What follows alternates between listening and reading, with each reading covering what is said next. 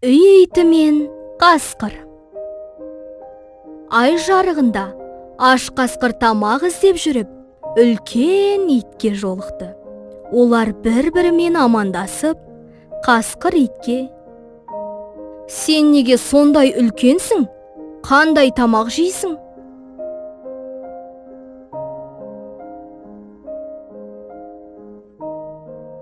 Ит жауап бере: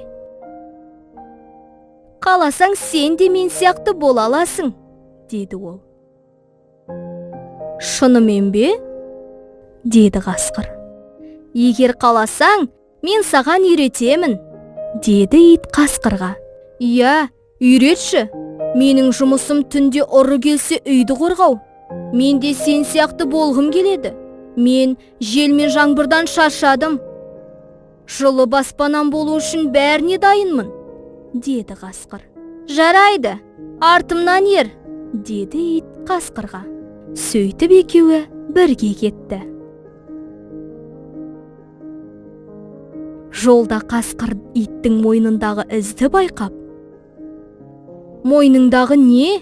деп сұрады. «Ештеңе», деді ол. Бірақ қасқыр қайта сұрай: «Не болған? Бұл жай ғана белгі, әлде мойындықтан қалған іш шығар?» деп жауап берді ит қасқырға. «Сенде мойындық бар ма?» деп таңырқай сұрады қасқыр. «Сонда сен қалаған жағыңа жүгіре алмайсың ба?»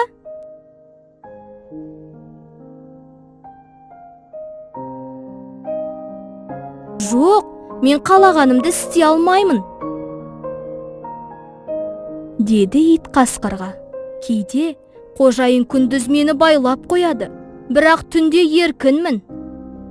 Сол себепті қожайын маған ыдыспен тамақ береді, ал қожайынның әйелі тамақтың қалдығын береді. Олар мені жақсы көреді», деп еді ит. «Қайырлы түн», деді қасқыр. «Дәмді асты саған қалдырдым. Мойнымда мойындықпен өмір сүргеннен гөрі мен аш жүргенді артық көремін». Бұл еркіндік жеңіл өмірден қымбаттырақ екенін білдіреді.